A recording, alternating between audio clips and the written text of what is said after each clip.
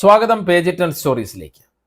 ഇറാനും റഷ്യയും തുടർച്ചയായി ഉപരോധങ്ങളെ നേരിടുന്ന രാജ്യങ്ങളാണ്. ഇതിൽ അനുഭവസമ്പത്ത് കൂടുതൽ ഇറാനാണെന്ന് തന്നെ പറയാം.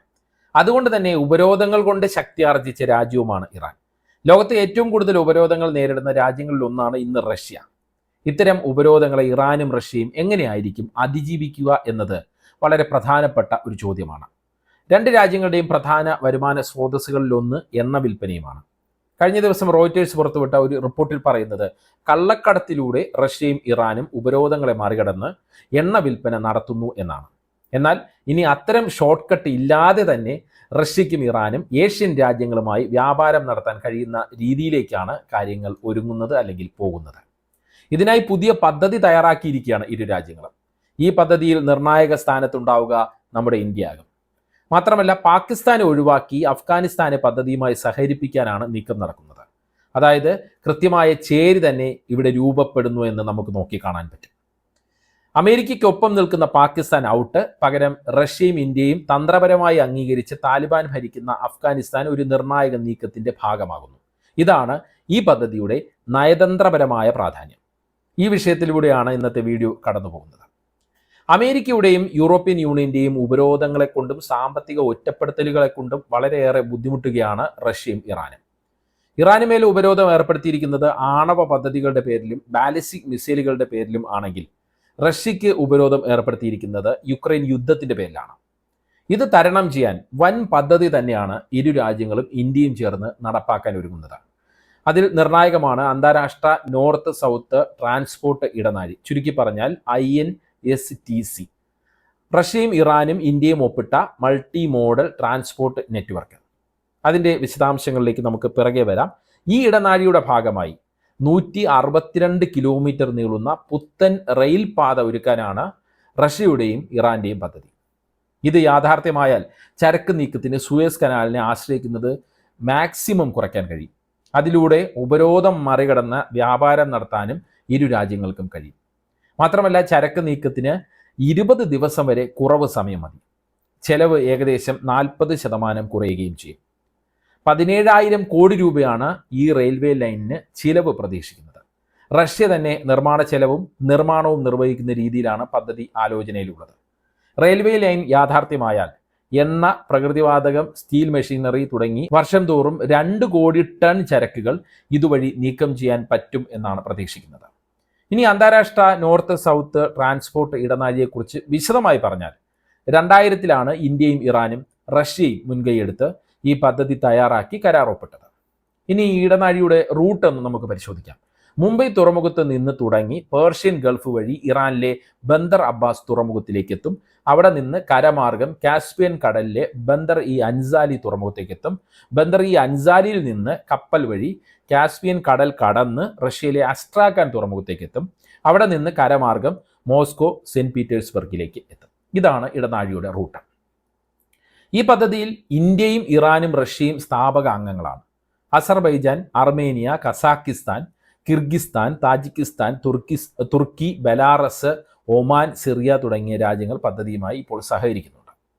ഈ ഇടനാഴിയിലേക്ക് നിലവിൽ പദ്ധതി രൂപരേഖയിൽ ഇല്ലാത്ത റെയിൽവേ റൂട്ട് കൂടി കൊണ്ടുവരികയാണ് ഇറാനും റഷ്യയും. അതിനുവേണ്ടിയാണ് ഇരുവരും കരാർ ഒപ്പിട്ടിരിക്കുന്നത്. ഈ റെയിൽവേ പാതയാണ് റാഷ്ത് അസ്താര റെയിൽവേ. ഇറാനിലെ കാസ്പിയൻ കടലിനടുത്തുള്ള റാഷ്ത് എന്ന നഗരത്തെ അസർബൈജാൻ അതിർത്തിയിലുള്ള അസ്താര എന്ന നഗരവുമായി റെയിൽവേ പാത വഴി ബന്ധിപ്പിക്കുന്നു. പടിഞ്ഞാറൻ ശാഖയിലെ വിട്ടുപോയ കണ്ണിയാണ്, അതായത് നേരത്തെ പറഞ്ഞ ഇടനാഴിയിലെ പടിഞ്ഞാറൻ ശാഖയിലെ വിട്ടുപോയ കണ്ണിയാണ് ഈ പാത എന്നാണ് വിശേഷിപ്പിക്കപ്പെടുന്നത്. ഈ റെയിൽ മാർഗം ഇറാനും റഷ്യയ്ക്കും ഉപരോധങ്ങൾ മറികടക്കാനുള്ള വഴിയാണ് എങ്കിൽ ഇന്ത്യക്ക് ചുരുങ്ങിയ ചെലവിൽ വടക്കൻ യൂറോപ്പിലേക്ക് ചരക്ക് നീക്കം നടത്താം എന്നതാണ് നേട്ടം.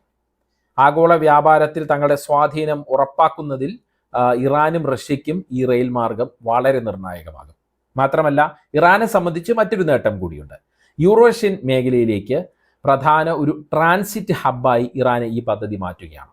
ഇതിലൂടെ വരുമാനം കൂട്ടാൻ ഇറാന് കഴിയും. അസർബൈജാൻ, മധ്യേഷ്യൻ രാജ്യങ്ങൾ, റഷ്യ തുടങ്ങിയ അയൽ രാജ്യങ്ങളുമായി സാമ്പത്തിക സഹകരണത്തിലൂടെ തന്ത്രപരമായ ബന്ധങ്ങൾ ശക്തിപ്പെടുത്താനും ഇറാനെ ഈ ഇടനാഴി സഹായിക്കും.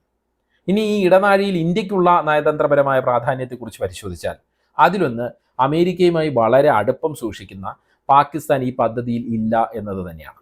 അതുകൊണ്ട് തന്നെ ഇന്ത്യക്ക് ഈ പദ്ധതിയുമായി ബന്ധപ്പെട്ട് ഒരു ഭീഷണിയുമില്ല.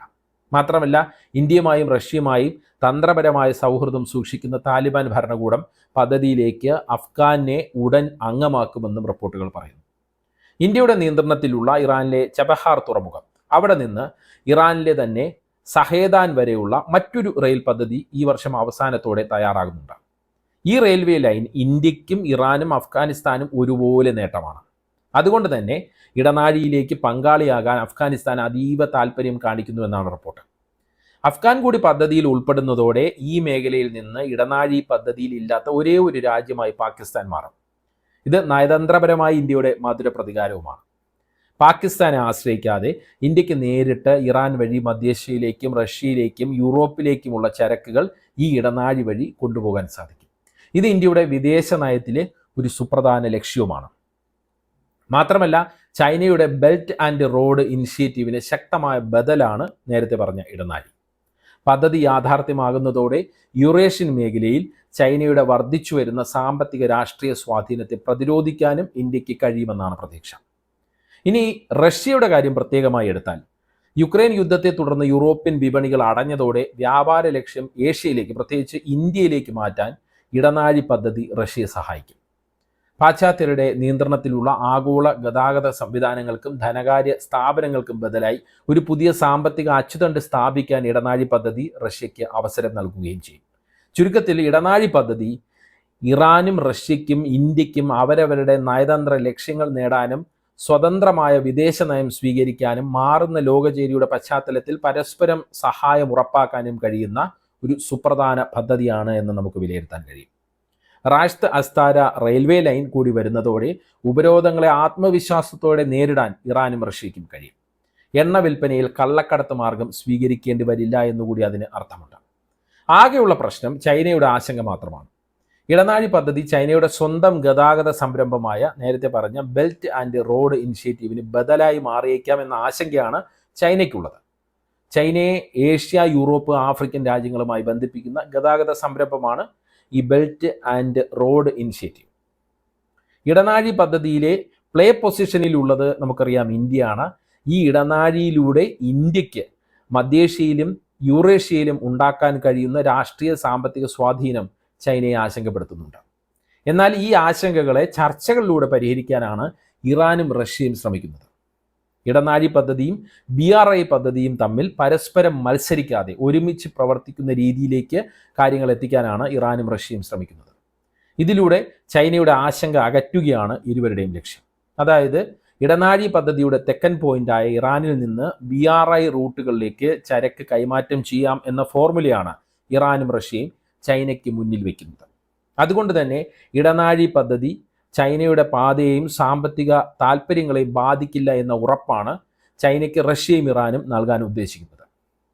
ഈ മൂന്ന് രാജ്യങ്ങളും തമ്മിലുള്ള സൗഹൃദ സാഹചര്യത്തിൽ ഇടനാഴി പദ്ധതിയെക്കുറിച്ച് ചൈന എന്തെങ്കിലും എതിർപ്പ് മുന്നോട്ട് വയ്ക്കാനുള്ള സാധ്യത ഇല്ല എന്ന് തന്നെ നമുക്ക് മനസ്സിലാക്കാം. എന്തായാലും അമേരിക്കൻ, യൂറോപ്യൻ ഉപരോധങ്ങളെ തന്ത്രപരമായ നീക്കങ്ങളിലൂടെയും സൗഹൃദ രാജ്യങ്ങളുമായുള്ള ശക്തമായ ബന്ധങ്ങളിലൂടെയും മറികടക്കാൻ തന്നെയാണ് ഇറാനും റഷ്യയും പദ്ധതിയിടുന്നത് എന്നുള്ള കാര്യം വ്യക്തമാണ്. ചൈനയ്ക്കെതിരെ ഏർപ്പെടുത്തിയ താരിഫ് പൊള്ളി തിരിച്ചടിച്ച സാഹചര്യത്തിലും പുടിന്റെ രണ്ടും കൽപ്പിച്ചുള്ള നീക്കത്തിന്റെ സാഹചര്യത്തിലും ഉപരോധ പരിപാടികളുമായി ട്രംപും കൂട്ടരും എത്ര നാൾ മുന്നോട്ടു പോകും എന്നതും ശ്രദ്ധേയമായൊരു ചോദ്യമാണ്. അതുകൊണ്ട് തന്നെ റഷ്യയുടെയും ഇറാന്റെയും തന്ത്രങ്ങൾ വിജയിക്കാൻ തന്നെയാണ് സാധ്യത. കാരണം ചൈനയും റഷ്യയും ഇറാനും ഉത്തര കൊറിയയും ഉൾക്കൊള്ളുന്ന ചേരി അത്രത്തോളം ശക്തമായ ബന്ധമാണ് ഇപ്പോൾ നിലനിർത്തി പോരുന്നത് എന്നതും നമ്മൾ ശ്രദ്ധയോടെ നോക്കിക്കാണും. എന്താണ് ഈ വിഷയത്തിൽ നിങ്ങളുടെ അഭിപ്രായം? കമൻറ്റ് ചെയ്യുക. വാട്സപ്പിൽ പേജ് 10 സ്റ്റോറീസ് കിട്ടാൻ കമൻറ്റ് ബോക്സിലുള്ള ലിങ്കുകൾ ക്ലിക്ക് ചെയ്യുക. വാട്സപ്പ് ചാനലിലോ അല്ലെങ്കിൽ വാട്സപ്പ് ഗ്രൂപ്പിലോ അംഗമാകാം. നന്ദി, നമസ്കാരം.